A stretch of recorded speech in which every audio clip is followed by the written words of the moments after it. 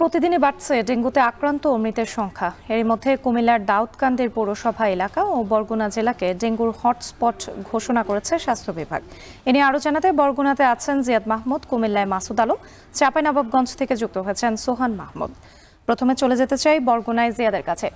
জিয়াদ, আপনার কাছে জানতে চাই, এই যে বরগুনাকে কিন্তু বলা হচ্ছে ডেঙ্গুর হটস্পট হিসেবে চিহ্নিত করেছে আসলে স্বাস্থ্য বিভাগ, তো সেখানকার হাসপাতালগুলোর আসলে এখন কি পরিস্থিতি? ডেঙ্গুতে আক্রান্ত হয়ে কতজন রয়েছেন?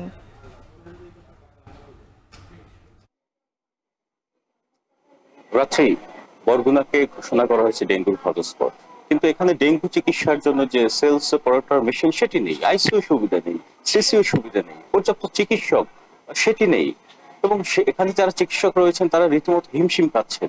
এখানে রোগীদের অভিযোগ হচ্ছে তাদের পকেটে টাকা পর্যন্ত নেই। এই যে ওয়ার্ডটি দেখছেন, আমি যে ওয়ার্ডটিতে রয়েছি, এই ওয়ার্ডের ঠিক কর্নারে গতকাল এক বৃদ্ধার মৃত্যু হয় ডেঙ্গুতে আক্রান্ত হয়ে। এর ঠিক সামনে যদি আমরা যাই তাহলে দেখা যাবে যে বারান্দায় শুয়ে আছে আরেক বৃদ্ধা, যাকে রেফার করা হয়েছে বরিশালে, এবং সেখানে তাদের যে বরিশালে যাওয়ার মতো যে খরচ, আসলে সেই খরচটিও তাদের কাছে নেই বলে জানিয়েছেন। তো এখানে রোগী কল্যাণ সমিতি রয়েছে, অন্যান্য যারা রয়েছেন তারাও এগিয়ে আসছেন না এই মুহূর্তে। এখানে আমরা যতদূর জানতে পেরেছি সরকারি হিসেবে গতকাল পর্যন্ত 6 জনের মৃত্যু হয়েছে, এবং বেসরকারি হিসেবে মৃতের সংখ্যা 10 জনের বেশি, এবং সরকারি বেসরকারি মিলিয়ে মৃতের সংখ্যা 20 জনের মতো বলে জানিয়েছে এখানকার কর্তৃপক্ষ। তো এখানে যারা রোগী রয়েছেন, গত 24 ঘন্টায় নতুন করে 73 জন ডেঙ্গু রোগী শনাক্ত হয়েছে উপকূলীয় জেলা বরগুনায়। এ নিয়ে এবছরে মোট আক্রান্তের সংখ্যা সরকারি হিসেবে 2402 জন, বেসরকারি হিসেবে এই সংখ্যা কিন্তু আরো বেশি। কেননা অনেকেই এখানে যারা রয়েছেন ডেঙ্গু আক্রান্ত হন, অনেকেই প্রাইভেট ক্লিনিক কিংবা ডায়াগনস্টিক থেকে ট্রিটমেন্ট নিয়ে তারা অন্যত্র চলে যাচ্ছেন, বরিশালে চলে যাচ্ছেন, ঢাকায় চলে যাচ্ছেন। তো এখানকার যারা বেশিরভাগ মানুষ নিম্ন আয়ের মানুষ, জেলে কিংবা কৃষক শ্রেণী পেশার মানুষ, এ কারণে কিন্তু সবার পক্ষে এখান থেকে ঢাকা কিংবা বরিশালে যাওয়া সম্ভব নয়। তো এখানে আমরা দেখেছি যে হাসপাতালের যে ওয়ার্ডগুলো রয়েছে তার মেঝেতেও কানায় কানায় পূর্ণ রয়েছে ডেঙ্গু রোগী। এবং একটি বিষয় যে এখানে আইডিসিআর এর যে গবেষক টিম এসেছিল তারা জানিয়েছিলেন যে এখানে পানির যে সংকট, পানির সংকট থাকার কারণে বৃষ্টি পানি জমিয়ে রাখার প্রবণতা রয়েছে মানুষের মধ্যে, এবং সেটি 3 থেকে 4 দিন যখন জমিয়ে রাখছেন তখনই কিন্তু ডেঙ্গু এডিসের উপস্থিতি সেখানে পাচ্ছেন। এই ক্ষেত্রে সচেতনতার বিকল্প নেই। এখন প্রশাসনের পক্ষ থেকে তারা এখানে পরিচ্ছন্নতা অভিযান কিংবা তারা যে জলাবদ্ধতা নিরসনে কাজ করছেন। তো তার পাশাপাশি যে বৃষ্টিপাত অব্যাহত থাকায় যে মশক নিধন কর্মসূচি সেটি কিন্তু ব্যাহত হচ্ছে। তারপরও প্রশাসন চেষ্টা করছেন, সর্বোচ্চ চেষ্টা করছেন। এবং একটি বিষয় যে এই হাসপাতালে ডেঙ্গু পরিস্থিতি মোকাবেলায় জরুরি ভিত্তিতে 12 জন চিকিৎসকের প্রদান করা হয়েছিলেন, তাদের মধ্যে থেকে অনেকজন এখনো পর্যন্ত যোগদান করেনি। এতে কিন্তু ক্ষুব্ধ রয়েছেন রোগী ও স্বজনরা। তো এই ছিল বরগুনার ডেঙ্গু পরিস্থিতির সবশেষ তথ্য আমার কাছে। বরগুনার খবর শুনছিলাম, এবার যেতে চাই কুমিল্লায় মাসুদের কাছে। মাসুদ, আমরা এতক্ষণ বরগুনার খবর শুনছিলাম, সেখানে কিন্তু দেখতে পেয়েছি চিকিৎসা সেবা ঠিক মতো পাচ্ছে না। এখন আসলে জানতে চাই কুমিল্লার কি অবস্থা, ডেঙ্গুতে যারা আক্রান্ত রয়েছেন তারা চিকিৎসা সেবা ঠিকঠাক মতো পাচ্ছে কিনা, এবং চিকিৎসকরা আসলে কি পরামর্শ দিচ্ছেন রোগীদের?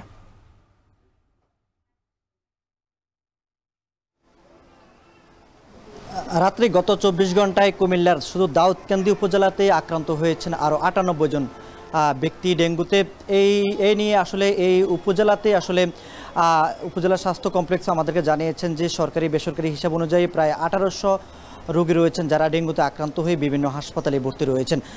তবে এখানকার চিকিৎসকরা আমাদেরকে জানিয়েছেন আসলে কিট সংকট নেই, তবে অন্য যে যাবতীয় আসবাবপত্র বা যাদেরকে হাসপাতালে রেখে চিকিৎসা দেওয়ার যে বিষয়গুলো রয়েছে, যেমন মশারি থেকে শুরু করে বেড এবং নানান ধরনের ওষুধ, সেগুলোর কিন্তু একটু সংকট রয়েছে বলে তারা আমাদেরকে জানিয়েছেন।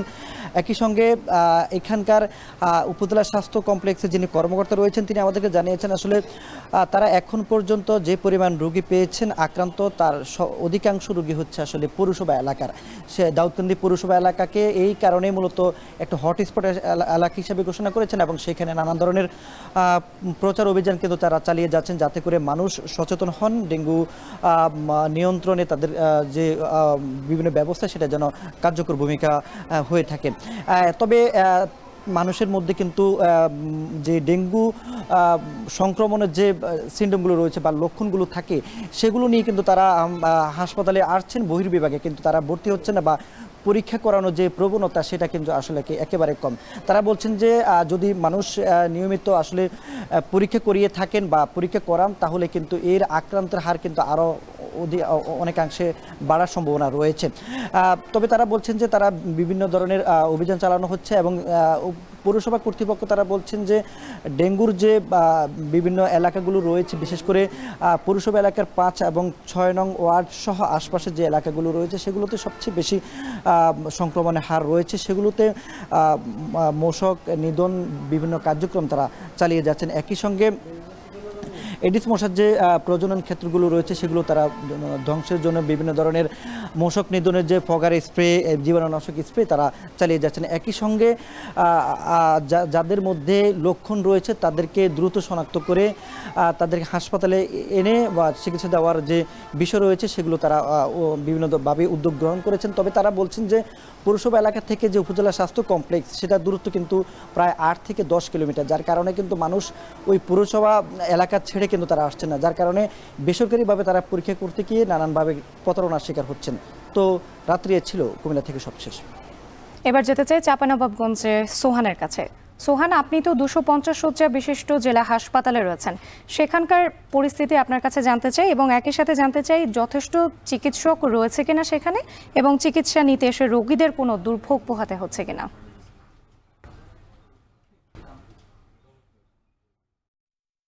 পাল্লা দিয়ে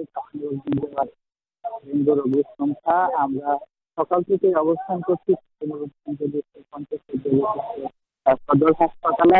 আমরা দেখলাম এখানে সকাল থেকে ডেঙ্গু রোগীরা আসছেন এবং তাদের মধ্যে দেখা যাচ্ছে যে যারা পরীক্ষা করছেন তাদের মধ্যে 30% আক্রান্ত হচ্ছেন। এখানে এই হাসপাতালে এখন পর্যন্ত 47 জন চিকিৎসা নিচ্ছেন।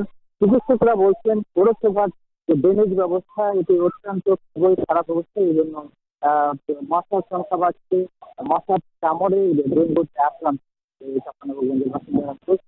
চিকিৎসার ক্ষেত্রে কোনো ঘাটতি নেই। চিকিৎসকরা চেষ্টা করে যাচ্ছেন ভালো সেবা দিতে এবং এখানকার সেবাতে এখানকার রোগীরাও খুশি।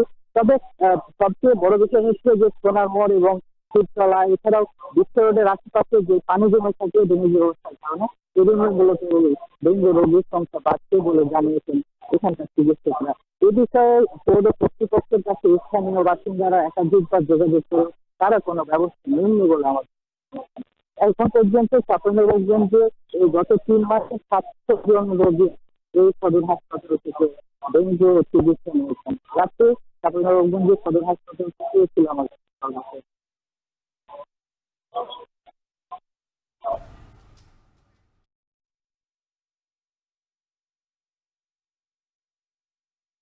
প্রতিদিনই বাড়ছে ডেঙ্গুতে আক্রান্ত রোগীদের সংখ্যা। এ নিয়ে বিস্তারিত জানাতে যুক্ত ছিলেন সহকর্মীরা।